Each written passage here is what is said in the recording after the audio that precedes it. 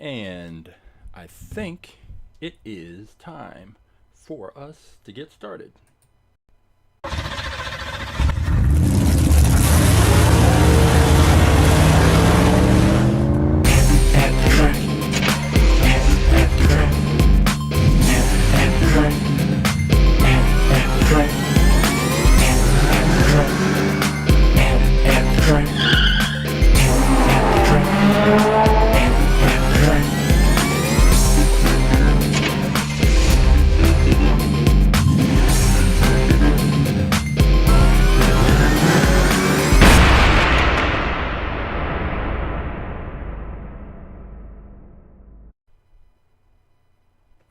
Hey, welcome to AtTheTrack.live. I am Coach James. I am the creator and lead instructor for All About Aerodynamics.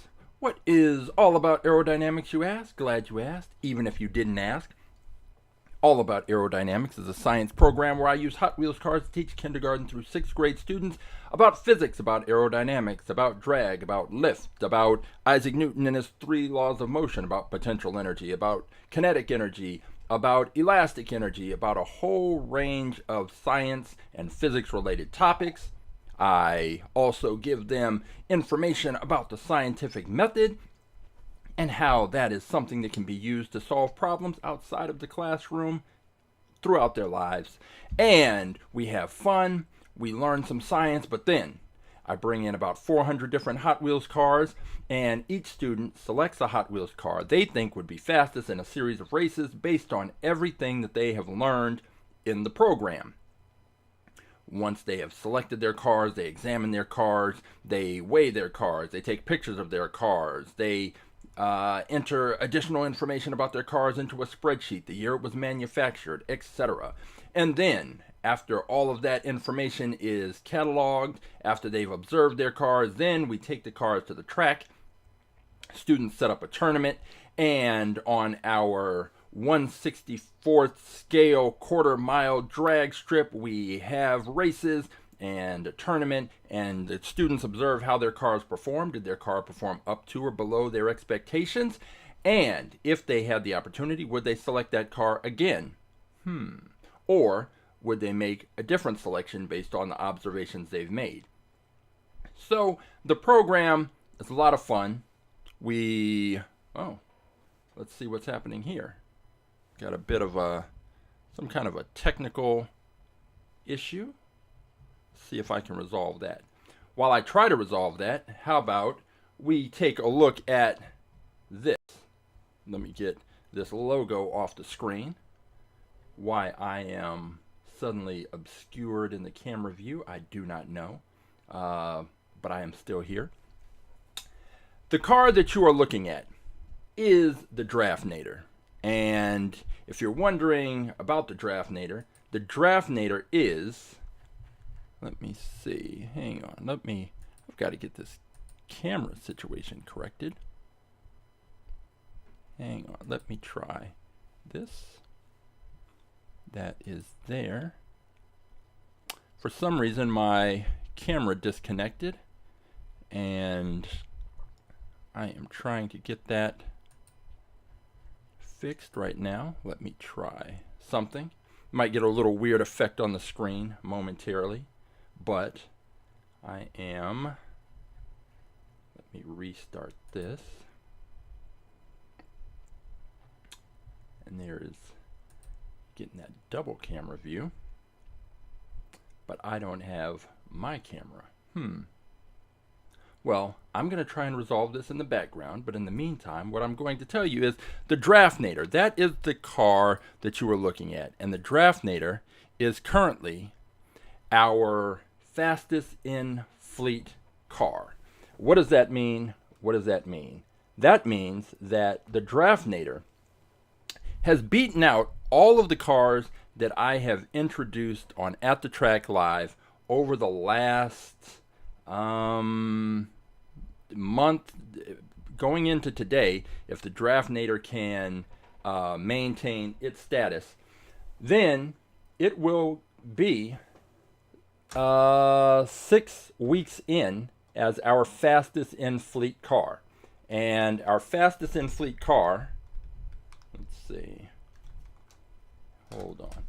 Our fastest in fleet car, I'm still trying to make these technical corrections on the fly. And let's see if this works. It seems to have worked. So now, hang on just a minute. Getting back on track. Let's see. All right, let me select this and I'm back.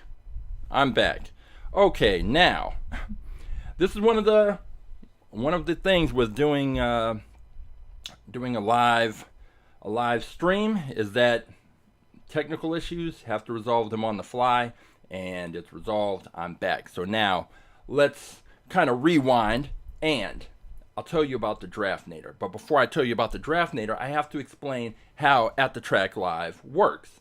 And the way it works is every week I introduce 6 new cars into the All About Aerodynamics AtTheTrack.live fleet, because as I mentioned, I bring the cars in for the students to choose from, and I like to have a wide variety of cars for them to look at and consider when making their picks. And but before I can bring the cars to the students to use, I have to make sure that I know exactly which cars I'm bringing in, so that I know which cars the students are using, and I make sure to bring those cars back and make them available for the next group of students. And I have hundreds of unopened Hot Wheels cars that I am waiting to introduce into the fleet. But before I can introduce them into the fleet, I have to take a picture of them. I have to shoot a little short video. I have to take information about the car and put it into a spreadsheet so that I can keep track of the cars. And AtTheTrack.live is my opportunity to introduce new cars into the fleet in a fun and interesting way. At least I think it's a fun way, and I think it's interesting, which is why I'm here. So I will go to the storage. I'll pull out 6 cars. I've got 6 cars here, and I will open those, take the pictures, do a quick little review, shoot the video, and then once I have those cars set, take those to the track, and we'll have a little mini tournament. The winner of that mini tournament has the opportunity to take on the Draftnator, the car that I showed you earlier, this car right here. The Draftnator is our fastest in fleet car. It is the car that has beaten every single car that has come up against it over the last 5 weeks. And if you want to see how the Draftnator performed against other cars, all you have to do is go to our YouTube page, click the live tab, and you will have the opportunity to look at previous episodes and see the cars, all the cars that the Draftnator has defeated in order to become our fastest in fleet car. So we will find out today if one of the cars that I have pulled is faster than the Draftnator. But there is an opportunity. The whole reason why I'm doing this live is because there's an opportunity for you to participate. And if you go to AtTheTrack.live, you will have 3 options. And those 3 options are 1, the Twitch stream link, or the YouTube link, which you don't need because you're already here. But the third option is choose a car. And if you select that, you will be taken to this page. And on this page, you will have the opportunity to scroll through and see all of the cars that are currently in the All About Aerodynamics AtTheTrack.live fleet. We are up to 662, although the last 6 or so cars, maybe the last 8 cars, I have not added to this list. So in total, there are 662 cars. But I think this list goes up to 651. But that gives you 651 cars to choose from. What do you mean cars to choose from? Well, if you scroll through this list and you see a car that you think is faster than one of the cars that I've introduced, all you have to do is find the number of the car. So if you think that this Electro Silhouette is going to be faster than one of the cars that I've pulled today, you click on that. You can see a close-up view of the car, and if you examine it and you think, yeah, that's the car, that car is going to be faster than whichever car, and I know that it's going to be faster than the Draftnator, then all you have to do is take the number of the car, in this case 201, and drop that into the chat, and then I will pull that car, and we will have a race, and we will see if in fact the car that you pulled is faster than the other cars that I've introduced. And if it is faster, then you will have the opportunity to challenge the Draftnator for fastest in fleet status. And that is a tall order because we've been looking for cars faster than the Draftnator and have not found them. And the races have not necessarily been all that close. It's been a long time since the Draftnator has even lost a race because we do best 2 out of 3. And the Draftnator tends to win straight out 2-0 races almost every time. But there is probably a car in here that is faster than the Draftnator. We just haven't found it yet. But perhaps you can find it. If you can find it, all you have to do, once again, is just find the number of the car you want to race, drop that in and into the chat. I'll pull the car, and then we will see if you, in fact, are correct. Now, as I mentioned, the Draftnator has been extremely dominant, and one of the things that now I'm trying to do is find a car that can beat the Draftnator. So it's sort of one of two things. Either you're going to pick a car out of that list of 651 cars, or I'm going to find a car faster than the Draftnator based on the cars that I am pulling out of storage. So what I've started to do is look for cars with the certain gimmicks, the faster than ever wheels. That's one.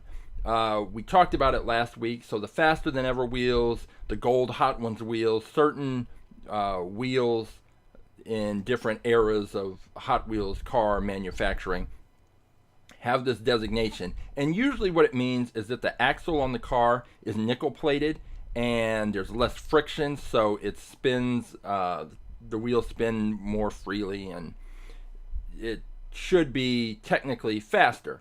Well, we took some faster than ever cars and put them up against the Draftnator, and we're in the tournament last week, and a faster than ever car, a car with faster than ever wheels emerged to challenge the Draftnator. Draftnator beat it no problem. Now the Draftnator does have the best for track designation, which is a little symbol on the bottom of the car that I can actually show you here. Move this out of the way. It's got a little symbol right there. You can see it. Let me turn it this way. That symbol right there. That is the best for track designation. And I'm not exactly clear on what that means specifically. If that really does, if that means that there's something different with the axles or the wheels or the weight or the design or something. But I just know that certain cars have that best for track designation. So I've been looking through, as I go through the storage and pull out cars, I've been looking for best for track cars. I've been looking for faster than ever wheel cars, because it seems at this point, those are the only ones that are going to be able to challenge the Draftnator and really give it, maybe in theory, a run for its money. But so far, the Draftnator has remained dominant. So we will find out today. Another thing that I did is I went on YouTube and I searched fastest Hot Wheels cars, and I came across a channel that was, I think that was the name, Fastest Hot Wheels, and they had a series of races. Now granted, these were gravity track races, which I always have to explain, cars that perform well on gravity tracks don't necessarily perform well on our flat drag track, because there's a different attributes are better in different environments. So the things that help a car be fast and dominant on a gravity track are not necessarily the same things that will help it do well on our track. But nevertheless, this Fastest Hot Wheels channel, they had a series of races, and what they did was they asked one of their subscribers, and I guess multiple subscribers, to recommend fast Hot Wheels cars. And apparently it turns out that there was one particular car that was sort of universally accepted as a really fast Hot Wheels car, and they decided, hey, let's bring that car in, test it out against all of our cars. So they got that car and they raced it against about 24 of their fastest cars, and it was dominant. It had a close race. I think it had one close race, but pretty much on that 6-lane track, there were they did at least 4 sets of races, and it beat all of the cars that it faced. So I'm thinking, okay, you know what? Since this car, and I looked at the comments, since this car seems to be universally accepted as one of the fastest Hot Wheels cars around, I will find that car, order that car, and bring it to our track to test it out, to see. That'll give me an idea if the fastest gravity track car, to see how it performs on our track. Maybe it translates. Maybe that car is going to be fast enough to challenge the Draftnator, or maybe it doesn't even make it to challenge the Draftnator. Maybe it's not fast enough, because with the gravity track cars and the ones that tend to do well, they seem to lean towards the heavier cars. And I haven't taken this car out of the package yet, but just from the weight of the package and the fact that it's metal on metal versus plastic on metal or metal on plastic, the metal on metal cars are heavier. And I actually went, because the channel hasn't been operational in a while, and I think it's been a few years. So there are comments from people who want the channel to return and people who enjoyed the races. So I started going through and asking people in the comments section, who are obviously Hot Wheels aficionados. I started asking them which cars they thought were the fastest Hot Wheels, because I want to figure that out, go out and buy those cars. Hopefully they're not too rare or expensive, and bring them to the track and see how they do. And a few of the people recommended funny cars, and several episodes back, we did bring in some funny cars that were that performed well on gravity tracks, but were very slow on our track. So there's not really a reason to go the funny car route. So anytime someone recommends the funny car, I already know that regardless of which funny car it is, it's not going to do very well on our track. So I don't even go and get those. And some of them are older, so they're going to cost more. But the car that I did pick up, that everyone was recommending, that won all of the races on the Fastest Hot Wheels channel, was this one. This Ferrari F40. And the little gimmick on this one, it says gold medal speed. I don't know what that means. It's like best for track. What does that mean? Faster than ever wheels. Now, we kind of know what that means, because people have explained that it's a difference. It's an actual mechanical difference. There's a physical difference with the axle. It's a different axle. But gold medal speed, I don't know what that means. But this is the exact car that was raced on that channel. So I decided, you know what? I'm going to order this. I'm going to find it. I found it on eBay. I had to pay a lot more money than I would normally be willing to pay for a Hot Wheels car for this. But I had to see. I have to know how the fastest gravity track car will perform on our track.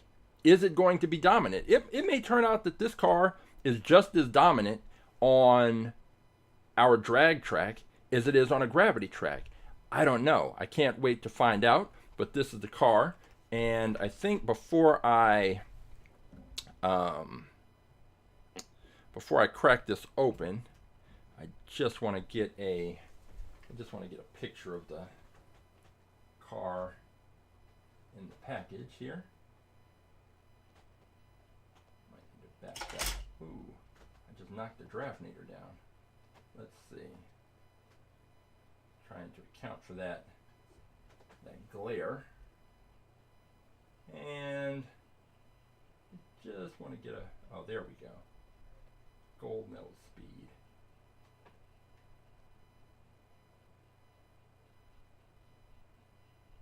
I don't know what that means.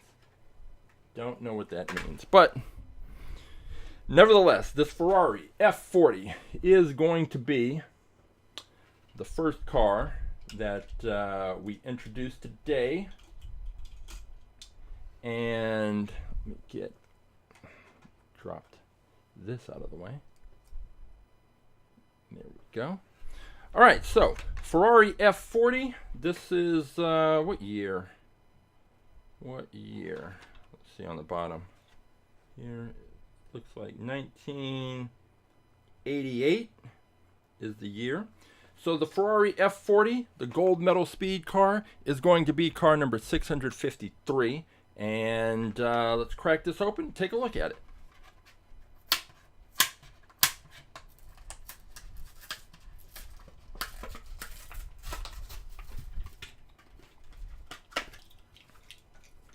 Okay, so the first thing I've noticed is that the back opens up.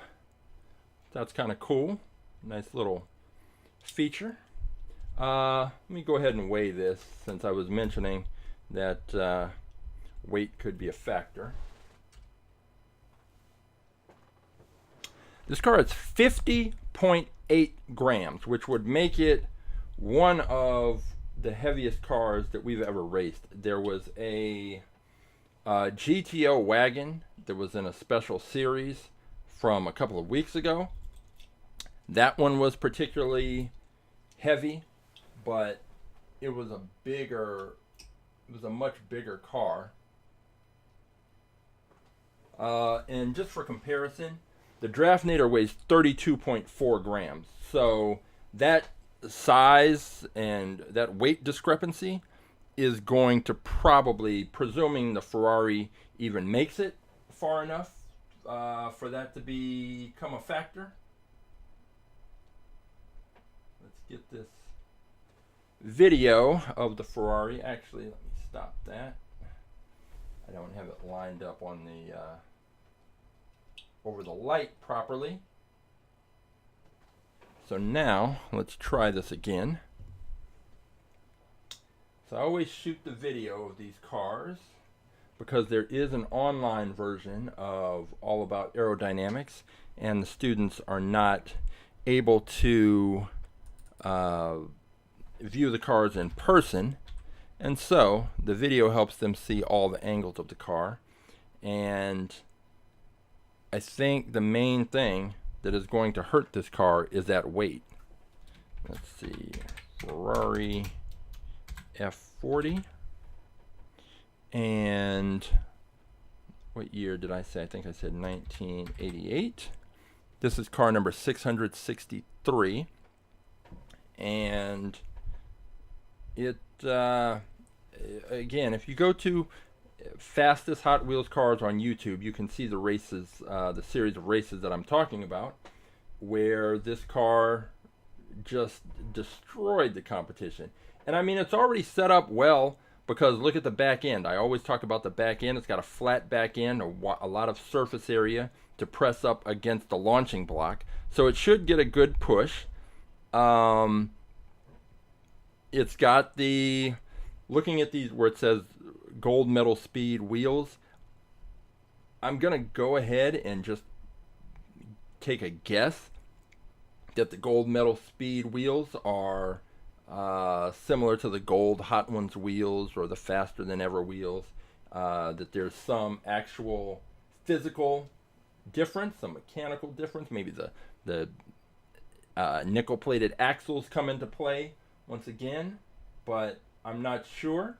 If Race Grooves was watching, he's got a lot of Hot Wheels knowledge and information. Hopefully he could probably chime in and set me straight on what exactly the gold medal speed wheels are. But I'll be sure to look those up. But this is going to be one of the most anticipated races that I can remember with All About Aerodynamics, because I really am curious how a car that is so dominant on a gravity track will fare.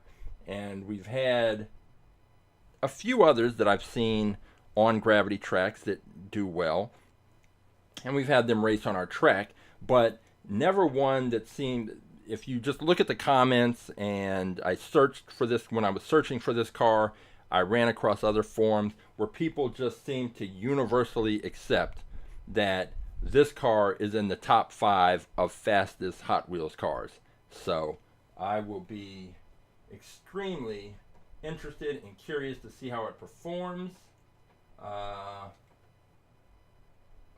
got the still picture there. So this is the first car, the Ferrari F40 with the gold medal speed wheels, and it is a heavy car. So for example, I'll pull the this is the GTO wagon that was previously, and it may still be. I think that's the heaviest car that we've raced on the track. And let me just check and see what that one weighs. And it's a huge car. It didn't do well on the track. Yeah, that one is 53 grams. So as big as that car is, as big and heavy as that GTO is, oh, there we go again with the camera. Now I do know what to do to fix it. So let's see. Let's go back to this and here. It's very strange that my camera keeps disappearing. It's very strange. And come on. I'm sure there's some kind of software glitch taking place. But let's see. Once again, go here. Open that up. Get it here. There's me. And we will get it right back in place. Hopefully not have any more of those strange issues. But that is car number 1. We've got the Ferrari F40, and now we are going to go to the next car. And the next car is one that I may already have, but I pulled this out because it's got the faster than ever wheels. So this is the Medieval. And I am going to look at the spreadsheet and see here if, in fact, sort of A to Z. Let's see if I already have one of these. ME. Yes, there is a Medieval car number 117. So let's go ahead and take a look and see. Because if it doesn't have the faster than ever wheels, then this other Medieval can stay. So let's scroll down to car number 1. Here we go, 117. This Medieval, and it does not. So usually I don't like to have duplicate cars, but in this case, it's okay because there's a fundamental difference in the cards, and this one has the faster than ever wheels, whereas the older one, the existing one in the fleet, just has the standard Hot Wheels wheels. So that means car number 664 is going to be this one, the Medieval. So let's crack this open and take a look.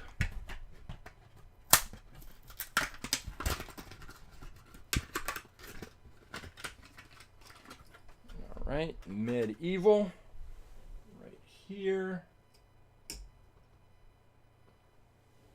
Go ahead and change the ratio on this to square.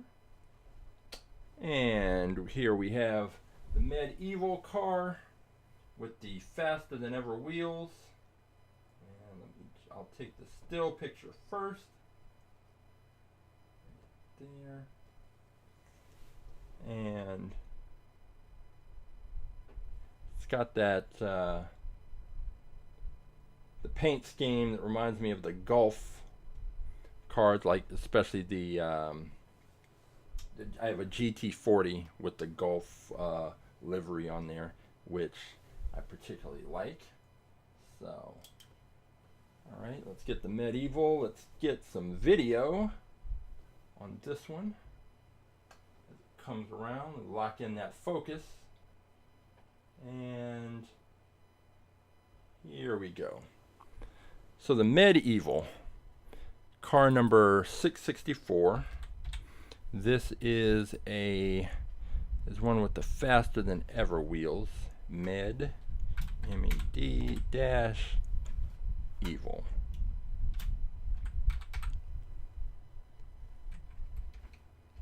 And I will just put FTE, faster than ever, just so I can make sure that I don't get it confused. Now, I'm looking at this car. I always mention, first thing I look at is the back end of the car and how much surface area there is to press up against the launching block. So in this case, you see what looks to be that little turbo exhaust or the parachute pack, whatever it is in the back right there. You see it sticking out, and that is not good. That just means that is the only point of contact this car is going to have with the launching block. And when that's the case, especially on a car like this one that seems to be a little more narrow, the cars are more likely to get pushed to one side or the other.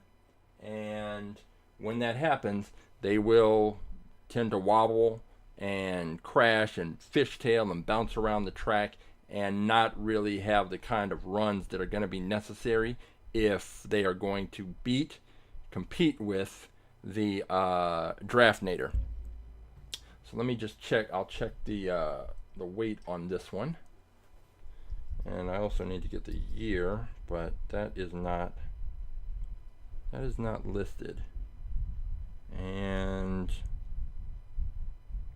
so that is one I will have to look up. But as for the weight, let's see. The weight is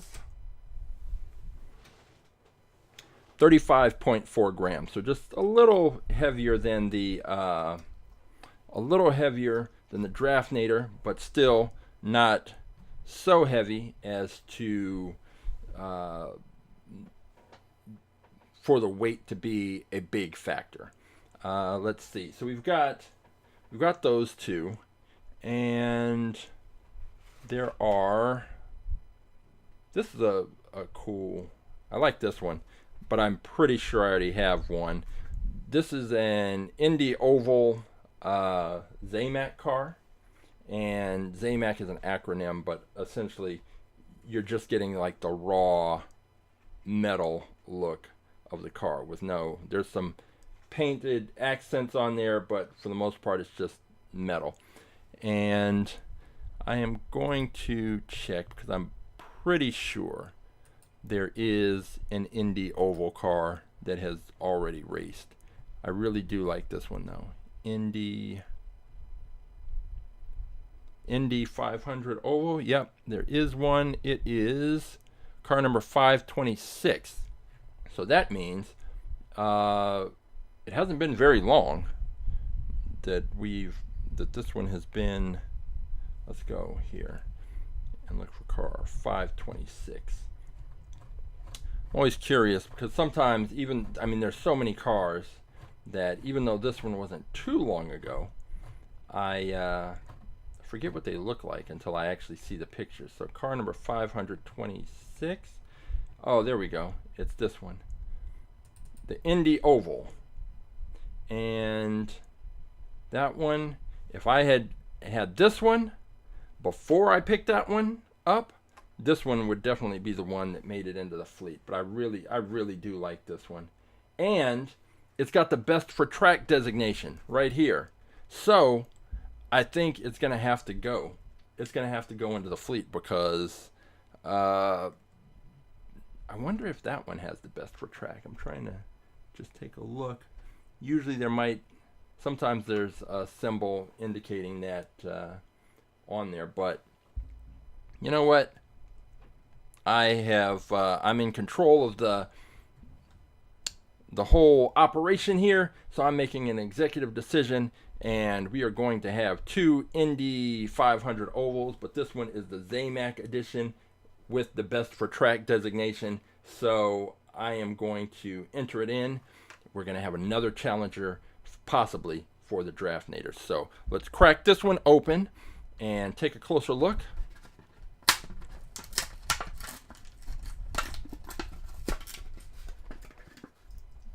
Okay, seems to be pretty light, so I'll go ahead and check the weight first. 29.6 grams, which makes it just about 3 grams lighter than the Draftnator. So if you're thinking, hey, a lighter car is the way to go, we are going to find out because we have a lighter car, and it is this one. It is the Indy Oval Special Zamac edition. So we'll get the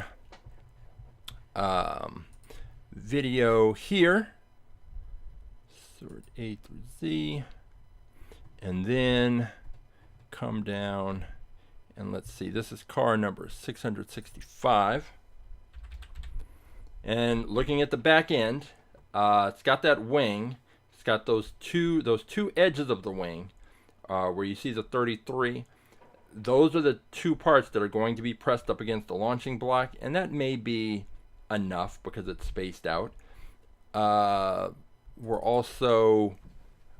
happy that this car, even though it's got the open wheels, Indy 500 oval.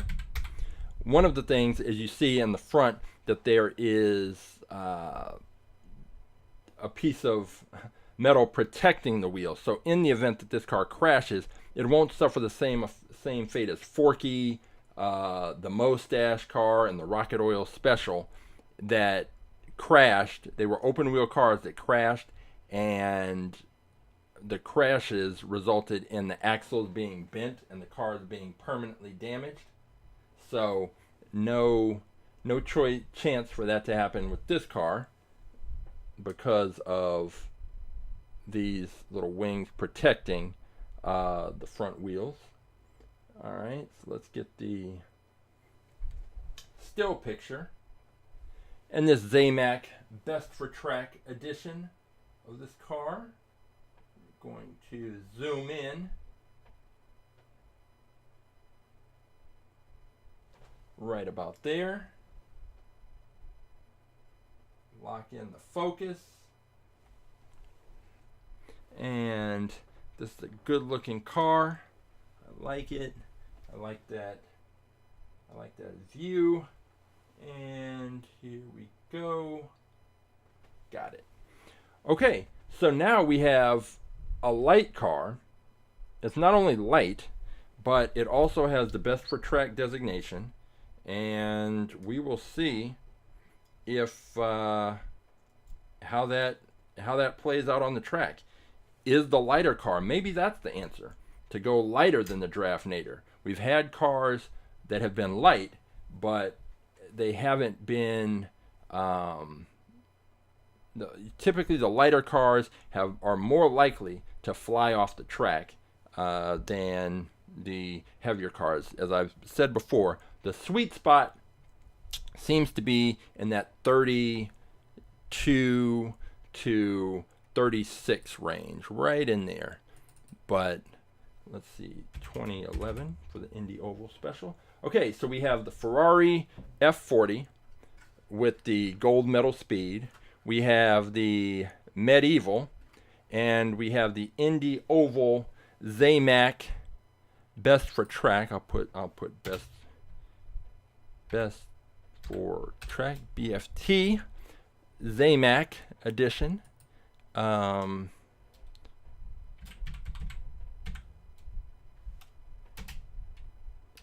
right, and now we just need 3 more cars, and then we can hit the track and see if anybody's going to be able to take down the Draftnator. So let's see. I have a couple of cars here. So I have 2 options. One, I need to check again because I don't want to have a duplicate car. And let's see, track. Yep, already have one. 140. I was going to introduce another faster than ever car. You can't really see it because it's green and there's a green screen. It's got the faster than ever wheels. This is the Trak-Tune car. And let's see, Trak-Tune is car number 146. So this is one that I've had apparently in the fleet for a while. Let's take a look. Trak-Tune, move this. Car number 146. 146 would be right about, right here. So this is one Spring 20. So this is one of their Easter collections. And you can see it's got the standard-ish, basically standard wheels. So I think I will introduce this other Trak-Tune because it has the faster than ever wheels, and supposedly the faster than ever wheels make a difference. So even though these 2 cars, the bodies are similar, the fact that the wheels are different should fundamentally make a difference when it comes time to race them. So we will be entering the Trak-Tune into the fleet. Let me crack it open.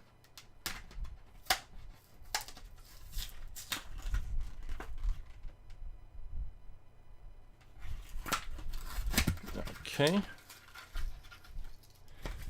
All right, Trak-Tune. And let's check the weight on this one. The weight is 35.2. So again, it's another car that's right in that sweet spot. And I think the Draftnator may have some competition. This week.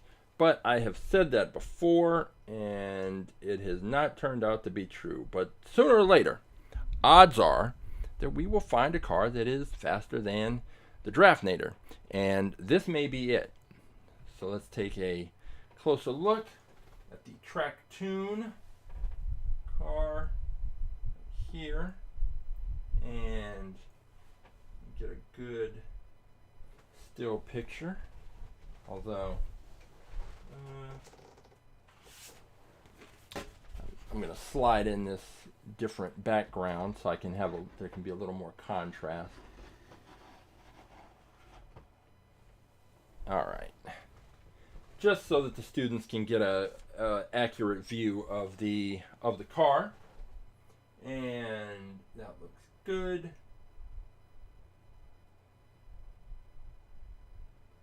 All right. And then just need the video. yet. How about I do this and get it moving? There we go. Still not yet. Lock in the focus. There we go. Now I can start the video. Okay, so this is the Trak-Tune, the Faster Than Ever Wheels edition. Not to be confused with the other version from spring, what was it, spring 2020. And, okay. We'll go with 666. And this is the Trak-Tune with Trak tune. And I didn't check the year, but this is also the Faster Than Ever Wheels edition, so FTE, just so we know, as it comes around here again.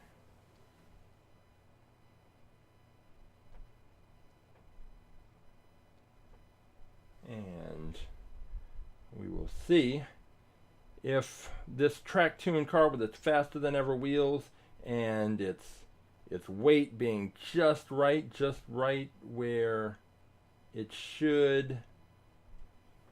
It's not too heavy, it's not too light, it's a little heavier than the Draftnator, but not so much so that the weight would be a deciding factor. Okay, so we've got the Trak-Tune, we've got the Ferrari F40, we've got the Medieval with the Faster Than Ever wheels, we have the Indy Oval car with the Best for Track designation, and we have the Trak-Tune that has the Faster Than Ever wheels, which means we are now, oh, here we go with the camera again. This is really, it's becoming an annoyance. But I will have to fix this, find a permanent fix afterwards. Not sure why this keeps happening, but let's try again. Oh. It's very strange indeed. But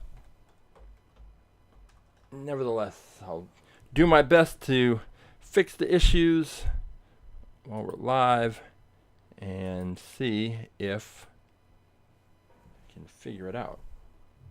Let's go here. Try this again. And now I'm back. Okay.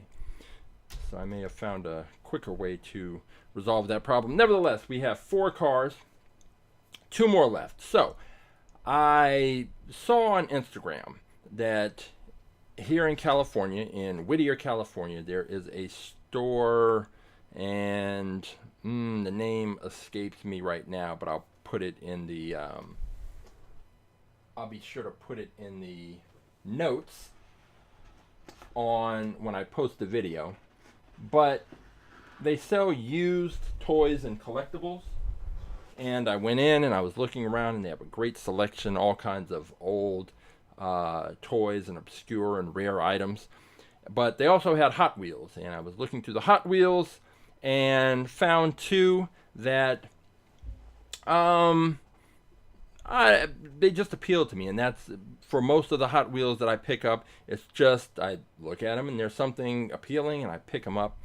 The problem was that since these were at a collectibles store, the price I had to pay was a little higher. Turns out I got a better deal than I would have gotten had I tried to purchase them on eBay and then had to pay shipping. So it wasn't too bad, but I don't like paying a lot for Hot Wheels cars, but in this case I did, and we will see. Actually, let me check I forgot to check the year on the bottom of the Trak-Tune to enter it into the spreadsheet, so it's 2003. Okay. But this first car, this is one of the ones I picked up. and the guy sort of cut me a deal because I bought two of the cars. So essentially I paid $7.50 for this. It is the Maserati MC12 on the short card, which is a little unique compared to the other Hot Wheels cards, which tend to be taller. You see these from time to time. But anyway, the Maserati MC12. And I am going to crack this open and we will see, take a closer look at it.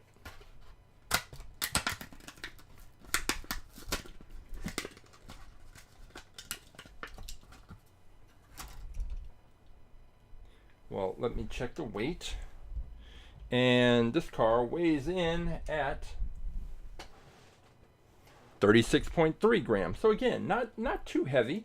Not too heavy at all. It's not a situation where the weight should create a problem. So let's take a closer look. Let me lock in the focus. That might help when trying to take a better look. And here we go. This is the Maserati MC12. This is car number 667. And MC12. And I didn't check the year. But this is the car that another car that should do well. Because I'm looking at the back end. It's got a flat back end, which is great. It looks to be a wider car, which is always a plus on our track because the wider cars tend to bounce around less and therefore have a better opportunity to get straight on the track and stay straight. And yeah, I'm definitely liking that flat back end because it's going to give it a lot of surface area pressed up against the launching block, and when it fires out, it should do well. It's got a nice profile, and it doesn't have the faster than ever wheels or the best for track designation, but it looks like a car that should traditionally do well on the track. So let's go ahead and get the still picture now of the Maserati MC12, and zoom this in a bit right there, and kind of thinking I need to put that same background in place because the back part of the car, and that wing, it's a little harder to see.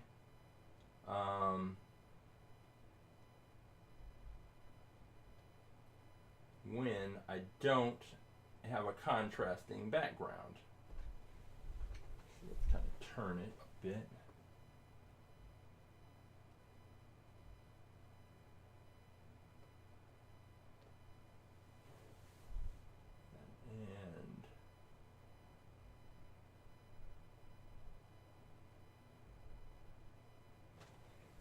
Okay.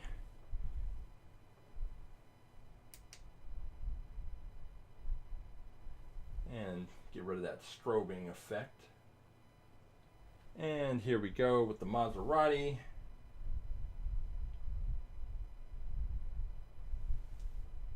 And now we've got that. So we have the Maserati MC12, and there is no year listed on the bottom of this, so this is another one I am going to have to look up. But we are now down to our final car, and as I mentioned, I'll just keep that in place. With the final car, I bought two cars at the collectibles store, and the second of the two is this one, this Ferrari 458 Spider. And it was just a cool looking car. I don't have too many Ferraris, so I decided to pick this one up, and we will see how it performs. And again, this is another one that does not have It doesn't have the faster than ever wheels. It doesn't have a best for track designation, no gold medal speed, none of that. So we will see how this performs. Let's crack it open.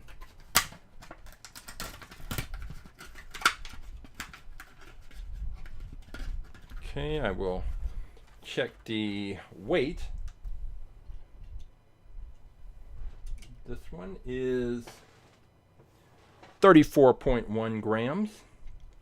And the year on this one is 2012.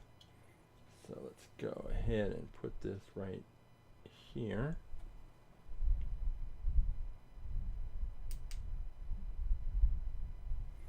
Okay, and let's take a look at this one. So we have the Ferrari 458 Spider. Good looking car. And go ahead, and all looks good. Snap the picture, and now we will go to the video. Grab the video. Oh, it's moving the wrong way. Still moving the wrong way. There we go. I like all of the cars in the videos to be moving in the same direction, which is counterclockwise. And so we have car number 668. 668. The Ferrari 458 Spider. And that is going to round out today's group of cars. And we are going to find out. We're going to find out if there is a car in this bunch that is going to be able to challenge the Draftnator. We've got the Ferrari F40, which is the car that was listed and seen on the fastest Hot Wheels YouTube channel. It was the car that really stood out and was sort of universally accepted as one of the fastest Hot Wheels cars. We've got that one. We're going to see how that performs on our track. Should be very interesting. We've got some best for track car. We have a couple of these last two, this Ferrari and the Maserati, are just the types of cars that traditionally do well. They don't have any special designations surrounding them, but these are the kind of cars that often do well on our track. So we will see how these cars all stack up today, and we are now ready to head over to the track and get these races underway and see how and if any of these cars can give the Draftnator a serious challenge. But before we do that, I just want to explain, in case you have never watched an episode of At the Track Live, when we go to the track, this is what you will be seeing. You will be seeing a 3-camera view of our track. The first camera, our start line camera, is on the far left. If you look at that camera, at the top, you will see our launcher. I will set the cars up. I will give a countdown, 3, 2, 1, race. I will launch the cars. The cars will come flying out of the launcher towards the bottom of the screen. Once they reach the bottom of the first screen, you can pick them up at the top of the middle screen, which is the middle section of our track. The cars will come flying down from top to bottom. They will pass out of the bottom of the middle screen, and you can pick them up at the top of the screen on the far right, which is our finish line camera. Then the cars will come flying from top to bottom across the finish line, and you will see the winner. We have our finish line tracker, and ultimately the car that crosses the finish line first will be indicated by a solid red light. The car that crosses second, the losing car, will be indicated by a flashing red light. So solid red light equals the winner, and a flashing red light indicates the losing car. And that is, I was typing in the wrong place. Let me try over here. And that is, whoa, wow. Now we've got a whole other kind of view happening. Let's try this and see. I had no idea what was going on there. Oh, I think I switched the camera view on that. But, man, technical issues abounding today. So, but nevertheless, can't be stopped. Next stop for us is heading over to the track. And once I get there, then we will go ahead and get started. So I will see you at the track in about 30 seconds.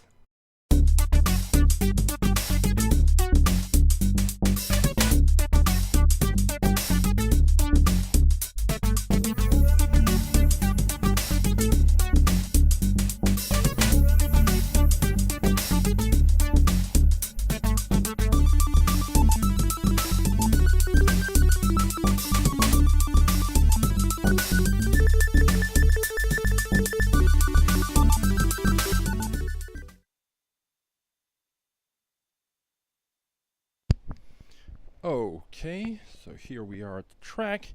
I just have to double check and make sure the sound is okay and the levels are where they should be. 1, 2, 1, 2. Yep, we are good to go. So now it is time to see how these cars perform and if anyone is actually going to present a serious challenge to the Draftnator. We will find out soon enough.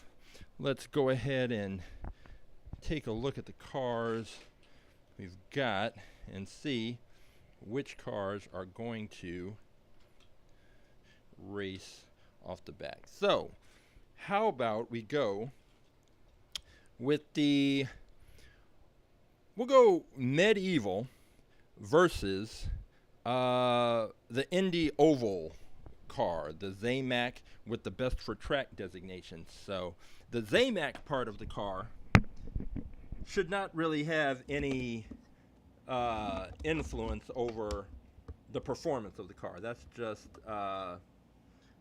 more of a decorative type thing. But the best for track designation may in fact be, there may be some merit to that. We will find out. So we are lining up the Indy Oval car right now in lane 1. If I can get it to stay in place. Sometimes these cars want to have a mind of their own, and sometimes they are easier to line up in the gates. Sometimes it takes a little more effort. So the Indy Oval 500 car is in lane 1. The Medieval car is in lane 2. So as you saw, we're going to be racing best 2 out of 3. This is race 1, Medieval versus Indy Oval. Here we go.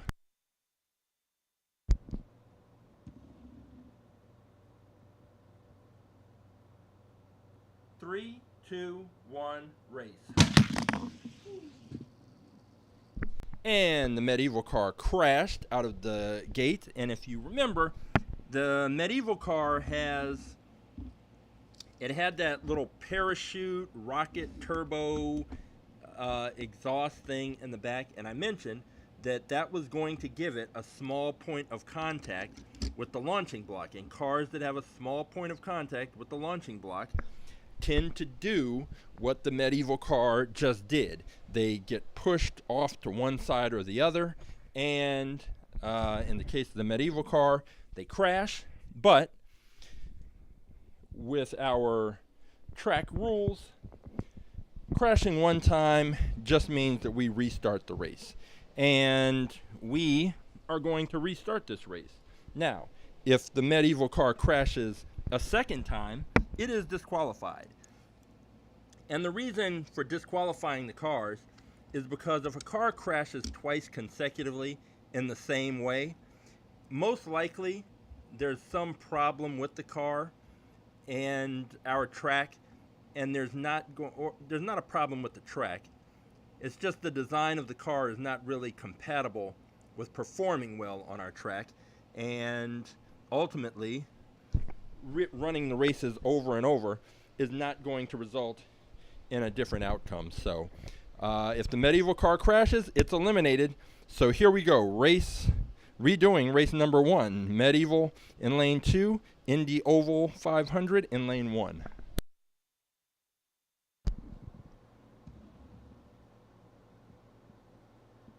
Three, two, one, race. The medieval car crashes again in somewhat spectacular fashion and is eliminated. So the medieval car couldn't stay on the track, and I would blame that small point of contact that it had with the launching block. It's just not good. So the Indy Oval car finished both times, but because the medieval car never made it down the track, it's hard to gauge how fast the Indy Oval car is. It was also the lightest car of the bunch, even lighter than the Draftnator. So we'll keep that in mind, but not too much to take away from that matchup. So now what we'll do is we'll go with the Trak-Tune car against the Ferrari 458 Spider. So we'll see how that works. And here we go. So we will line the Ferrari 458 Spider. Will be lined up in lane number 1. And the Trak-Tune car will be lined up in lane number 2. Got the Trak-Tune versus the Ferrari.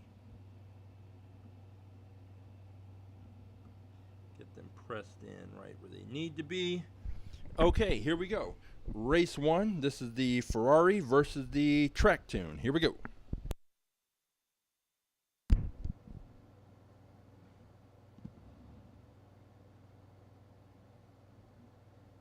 Three, two, one, race. And the Trak-Tune with the faster than ever wheels blew the doors off of the Ferrari. That was not even remotely close, and it is going to be tough, I think, presuming the Ferrari, unless the Ferrari somehow got a bad launch. I don't know that the Ferrari, even with the best launch, is going to be able to make up that kind of difference in speed that we saw with that race. So we're going to switch lanes for race number 2. But wow, that was some performance out of the Trak-Tune car. We'll get that lined up. Now the Trak-Tune's in lane 1. We will have the Ferrari in lane number 2. And here we go, race number 2.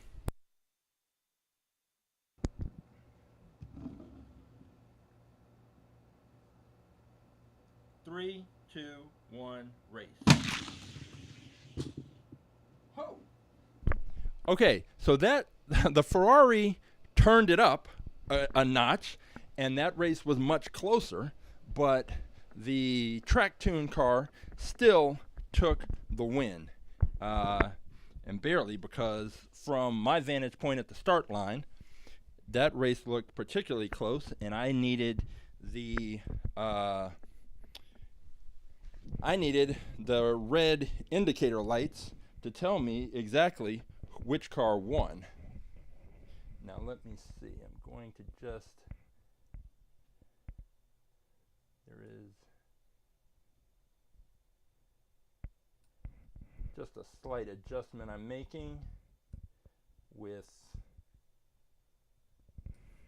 I have a monitor so that I can see the races. I have the views switched over to an iPad, and it helps me keep track of the broadcast in case there are any technical issues that pop up. And so the Ferrari did better in that second race, but it still lost. So we will now move the Trak-Tune with the faster than ever wheels into the next bracket.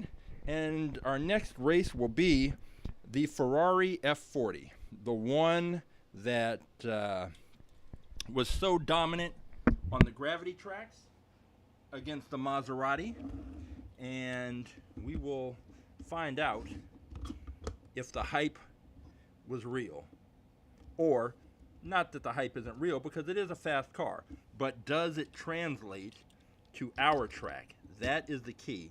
So we're going to put the Ferrari F40 in lane 2. It is the heaviest car. It's just over 50 grams. And that is usually not a good thing to be. You don't want to be the heavier car, but it is. So we've got the Ferrari F40. In lane 2, we have the Maserati in lane 1. The Maserati has its work cut out for it if the internet is to be believed. So here we go. Race number 1, Ferrari F40 versus Maserati MC12.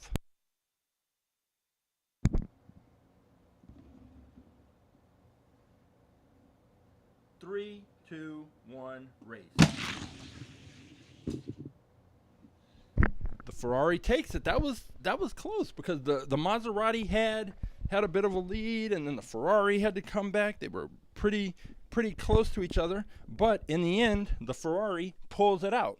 So the Ferrari, which was extraordinarily dominant in the races on the Fastest Hot Wheels YouTube channel, has already clocked its first win in its first race here.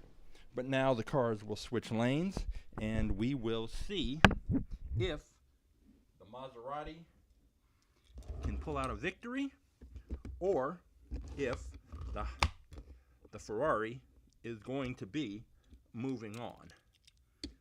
So let's get these cars here.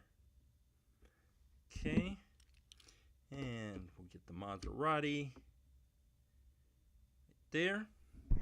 Okay, so now the Maserati's in lane 2, Hot Wheels. The Ferrari F40 is in lane 1, race number 2. Let's see what happens.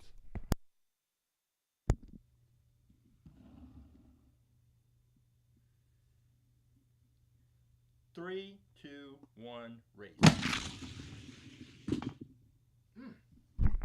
The Ferrari F40 in another close race, the Ferrari pulls it out. So the Ferrari was dominant on the gravity track, and I wouldn't say that was a dominant performance, but it won. And at the end of the day, that's all you're trying to do. You're just trying to win. So we've got the Ferrari F40 that has with the gold medal speed, whatever that means. The gold medal speed Ferrari has moved up, and now we will go. Let's try it again. Let's go gold medal Ferrari versus the Trak-Tune. So we will see which of these cars is fastest. And so to get everything straight and lined up, we will put the Trak-Tune in lane number 1 and the Ferrari F40, the 50-gram car, in lane number 2. So here we go. Race number 1, Ferrari F40 in lane 2, Trak-Tune in lane 1.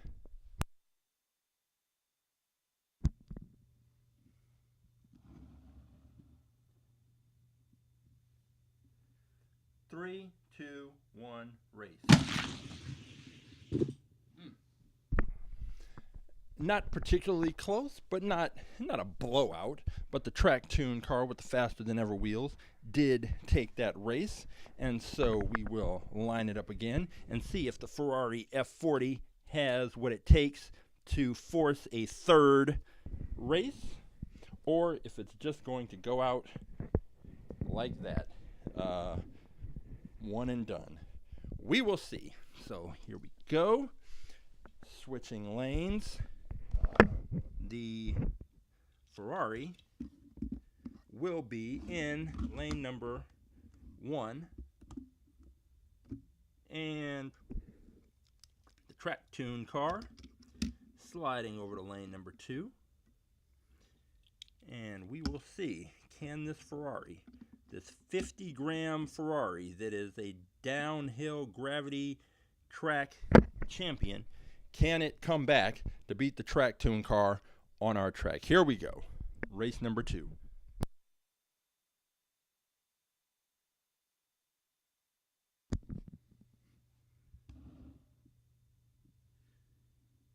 Three, two, one, race. The Ferrari kept it close, but not close enough to win, and therefore the Trak-Tune car is the car that will be moving on to face the Indy Oval Zamac car. And these cars are really, they slammed into the finish line barrier with a lot of force. And actually, I'm just trying to make an adjustment on the finish line sensor, because it was jolted out of position just a bit. So let's see. Want to make sure everything's lined up straight. Hang on just a second.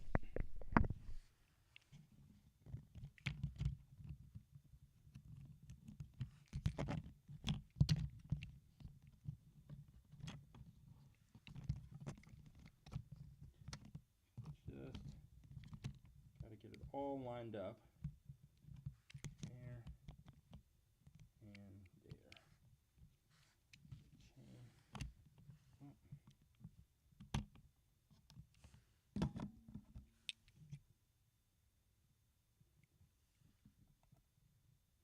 there. And reset the line. And now we are ready to race again. Okay. And so the Ferrari F40, somewhat predictably, because these heavier cars just are not able to keep up. And there is an argument to be made that if I were to take this Ferrari F40 and find other cars that weighed similar amounts, that the outcome would be different, that it would be dominant. But the thing is, in the races that were run on the Fastest Hot Wheels channel, they had this Ferrari go up against all kinds of cars, and they didn't separate the cars out by weight. They just had the cars race. So I don't know that that's necessarily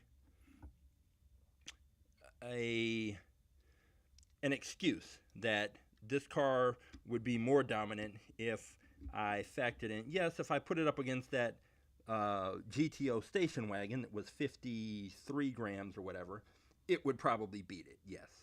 But we're looking for the fastest car regardless of weight, and it just so happens that that car is heavy. It did pretty well, but it didn't do well enough. So now we're on to our next race, which is the Trak-Tune in lane 2 against the Indy Oval 500, the Zamac with the best for track designation versus the Trak-Tune with the faster than ever wheels. So let's see what happens. Race number 1.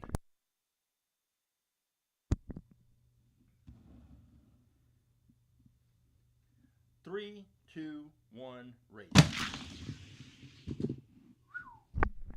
Okay, that Trak-Tune car is pretty fast. I'm not gonna lie, that is a pretty fast car, and the Draftnator may may be in some trouble. It just may. It's hard to tell until the cars are on the track, but that was a dominant performance, and we will see when the cars switch lanes if the Trak-Tune can repeat that, or if the Indy Oval Special is going to the Indy 500 Oval car, if it's going to make a comeback. So let's get the Indy car lined up in lane number 2. We will get the Trak-Tune with its faster than ever wheels lined up in lane number 1. And here we go, race number 2.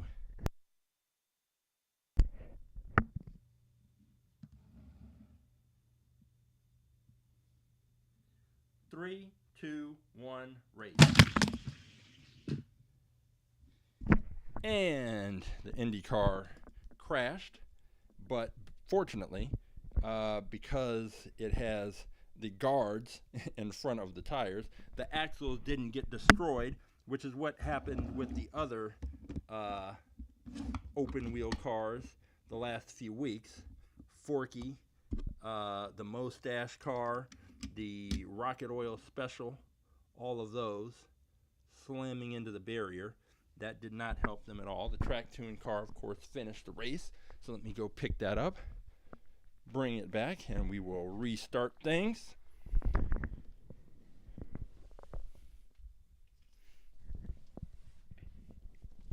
And see which of these two cars is going to face the Draftnator for our fastest in fleet title.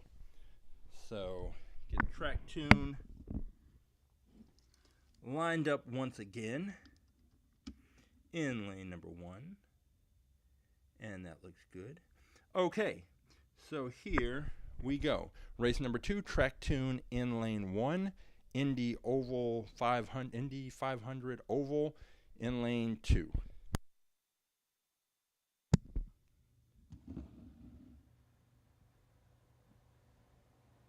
Three, two, one, race. Trak-Tune will be facing the Draftnator in the finals. The Trak-Tune has had a dominant couple of races, and it is going to be interesting to see how this car does against the Draftnator, because the Draftnator, we know it's fast. Trak-Tune has looked fast, but now we're going to find out. Can a faster than ever wheels car beat the Draftnator? That is the big question. It didn't happen last week, but it could happen this week. We'll see. Here we go. Draftnator versus Trak-Tune for the faster than ever. With the faster than ever wheels versus Draftnator in its best for track designation. We're going to put the Draftnator in lane number 1. We're going to put Trak-Tune in lane number 2, and we are going to find out which of these cars is the fastest of the group. Let's see. Here we go. Fastest in fleet. Draftnator, the champion for the last 5 weeks, lane 1. We have Trak-Tune in lane 2, the challenger. Here we go.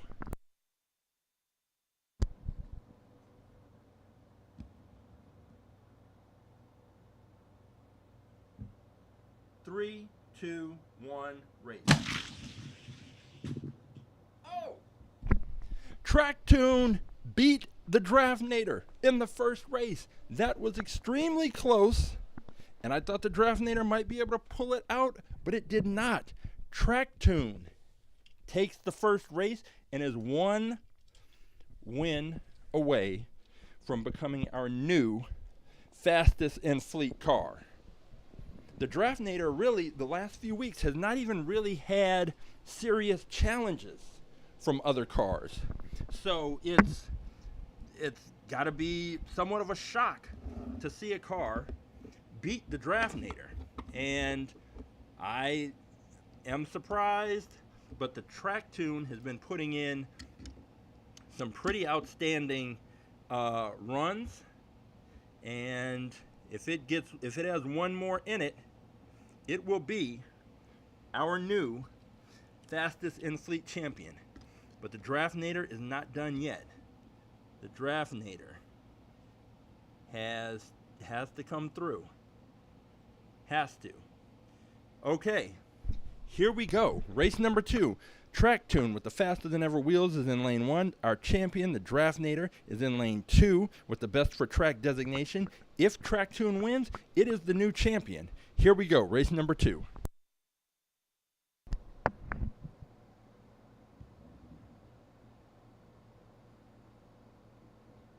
3, 2, 1, race. Woo. Draftnator takes the race and has now forced a third and decisive final race. This is it. This is it. This is how it should be.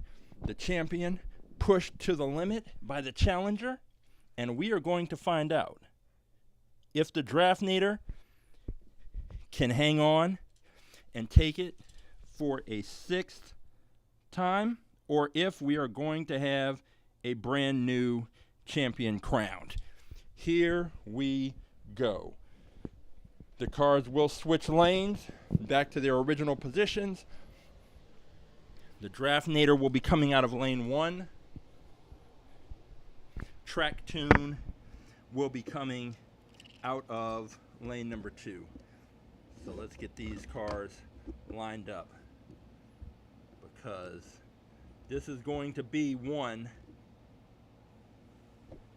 that may look back and say this is when we finally found the car faster than the Draftnator, or we will look back and say this is when the Draftnator was pushed to its limit but still came through, because the first race was very close.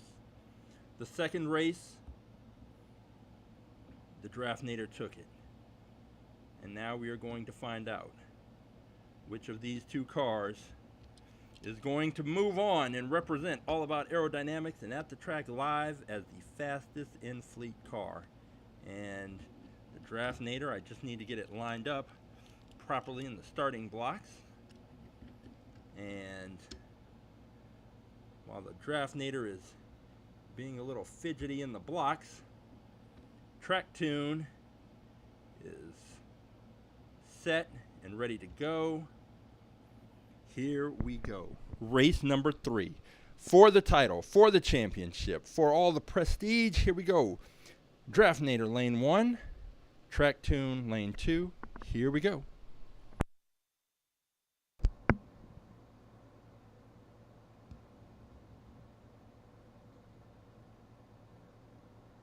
3, 2, 1, race.